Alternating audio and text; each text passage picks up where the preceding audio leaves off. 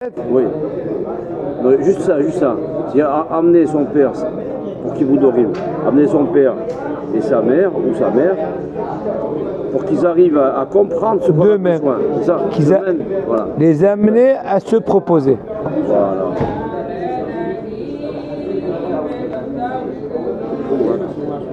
On y va? Quoi, je rementionne ça, mais c'est bon. Tu veux que je rementionne ça dans le cours? Tu veux que je remette en évidence ça maintenant dans le cours? Non. J'avance. Oui. Tu as commencé? Allez-y. Alors voilà, chers amis. Continuons l'étude journalière de Yichod Kibodorim. Ben Shishala Efet Tikul Be'anut Mesuyemet. Un enfant qui a envoyé un objet pour le réparer dans un atelier, dans un magasin, ou je sais pas, il a envoyé chez un couturier pour leur ranger le pantalon, le revers. C'est que son papa est de passage à côté de ce magasin-là. Le fils n'a pas le droit de demander de son papa qu'il lui amène au passage cette chose-là. Par contre, encore une fois, il a le droit de faire une allusion à son papa en lui disant « J'ai envoyé tel et tel objet à tel magasin et se rappeler à midi. » Il sait que son papa il passe là-bas à midi 5. Et le père comprend, et c'est de lui-même, il propose, c'est permis. C'est la même idée qu'on a dit tout à l'heure. Je n'ai pas le droit de demander à mon père, mais j'ai le droit de raconter une histoire en espérant que ça va le faire venir à se proposer. Ça me rappelle qu'une petite blague qui n'a aucun rapport avec le père. Une blague qu'on va dire raconter plusieurs fois. On sait très bien que Amiral Agoy be Shabbat, Assour, on n'a pas le droit à Shabbat, ou Yom Tov, ou Kippour, etc., d'ordonner à un goy de me faire un travail. Allume, éteins, ceci, cela. Maintenant, il était passé à une époque d'un grand Gaon que le soir de Kippour, pas moins que le soir de Kippour, en plein, imaginons Kol Nidré, extinction des feux. Donc maintenant, c'est un problème. Tous les gens sont là, truc, ça gâche tout le truc. Alors, il y a une halakha qui dit que ordonner à un goy d'allumer Shabbat, si c'est pour un intérêt personnel, non. Mais c'est pour un public, sur mitzvah, il y en a qui permettraient. Mais en tout cas, ce gars-là apparemment a été mahmir. En tout cas, il a essayé de faire une allusion. Une allusion à un goy, c'est plus facile. Donc il a dit, imaginons, à un des fidèles, va appeler le voisin Igor d'à côté et dis-lui qu'il vient ici. Et il dit, Igor, bonjour. Il dit, oui, bonjour, rabbin, oui. Il dit, vous savez, vous voyez, maintenant l'obscurité. Il dit, ouais, oui, alors. Et déjà, voilà, donc nous sommes en plein office. Oui, alors. Donc on ne peut pas prier à l'obscurité. Il dit, alors, d'accord. Donc il faut appeler, je pense qu'il faut appeler donc un électricien, je comprends. Il dit, non, mais c'est des choses qu'on peut arranger tout seul. Il dit, alors, donc lui il fait le faire amener, qu'il a sur l'interrupteur qu'il allume. Il dit, alors, il essaie de tous les côtés, ça marche pas. Et alors il a dit, ce rave-là, que nos sages ont dit, que Amiral la Goy be Shabbat Assour. C'est-à-dire qu'on n'a pas le droit de dire à un goy de faire une chose. Mais c'est pas Amiral la Goy, c'est Amiral Hamor. C'est de dire à un âne. Là c'est permis, il lui a dit allume, c'est du bouc. Il a allumé parce que quand tu regardes c'est beau. Vous avez compris l'idée. Bon, en tout cas, il ne faut pas arriver ça avec son papa. Je dis papa, il dit alors, et alors mon fils, ah ouais, et ouais, tu n'as pas un ami qui va passer là-bas. Il dit papa, mais toi tu passes pas là-bas. Il dit ah oui, je vais te l'amener. Ça prend du temps des fois. Bon. Avetzoche mitzvah. On en apprend petit à petit, mais Hashem.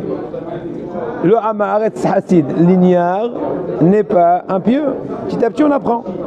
Avetzoche mitzvah, en la ben les manot et aviv shaliach. Même pour un but de mitzvah, c'est pas pour autant que ton papa va être ton shaliach. Par exemple, lui demander de t'acheter un étrog, ou les 4 espèces, ou bien des batzot shumurot pour la seder, etc. Si les parents, bien sûr, encore une fois, dans le même cas de figure, c'est eux qui se proposent ou tu les amènes à se faire proposer pour accomplir la volonté de leur fils, ou quand il est certain que ses parents se sentiraient même à la rigueur honorés et heureux, ils sont même après il se fait du mal, pourquoi tu ne m'as pas dit directement, c'est beaucoup plus simple. Et bien dans ce cas-là, il a le droit d'utiliser leur service, de profiter même de leur ordonner entre guillemets. Même des choses qu'une maman de façon naturel, spontané, fait pour ses enfants. Par exemple, coudre un habit qui s'est déchiré, un bouton qui est tombé. Eh bien quand même, il ne faut pas demander à sa maman avec un langage d'ordonnance. Couds-moi l'habit déchiré, virgule, maman, point d'exclamation. Non. Et il faut dire comme ça, maman, mon habit s'est déchiré. Et si elle comprend bien, eh ben, elle va le faire. Ainsi, on peut poser aussi indirectement, avec une question, pas un ordre.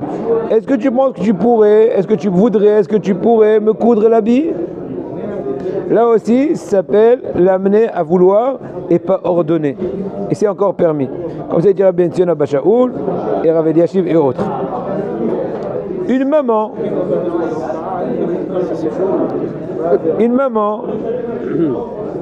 qui est en train de nettoyer la table après le repas, ou bien en train de faire, imaginons, la serpillière, le balai, un coup de balai.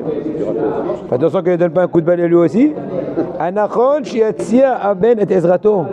Qu'est-ce que tu vois, c'est un spectacle? Ta maman est en train de te faire une démonstration de nettoyage et l'autre tu es en train de façon oisif, en train de l'applaudir. Propose-toi. On dit en français, mets la main à la pâte, mets la main à la pâte et retrousse tes manches. Et c'est une très grande mitzvah. C'est ça. Et si la maman lui dit, Non, ma fille. Non, ça me fait plaisir. C'est moi qui veux te donner. C'est moi qui veux te servir. Non, maman, c'est moi, je vais servir à tout le monde. Ça me fait plaisir, moi, de servir à tout le monde. Là, il pourra la laisser agir. Mais autrement, au contraire, la ménager. De ne pas faire le ménage. Non.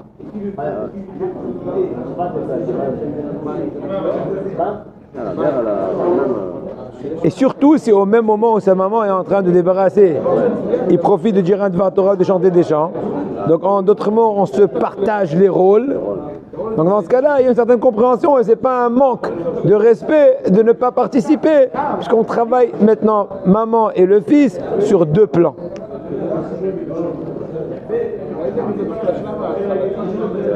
Un enfant que son papa de son propre chef, propre volonté, lui donne un bon verre gazeux. Comme maintenant j'ai vraiment envie d'un bon verre gazeux. Ken, eh bien il peut accepter. C'est papa qui a proposé directement. Il t'a vu suant, tu es revenu. Tu vois, au troisième étage, j'ai amené ton petit mot pour créer des gardes là, parce que. Voilà, il dit excuse-moi papa, je t'ai fait travailler. Ou là, m'a vu Avrer Hayoshev Vasek Batora.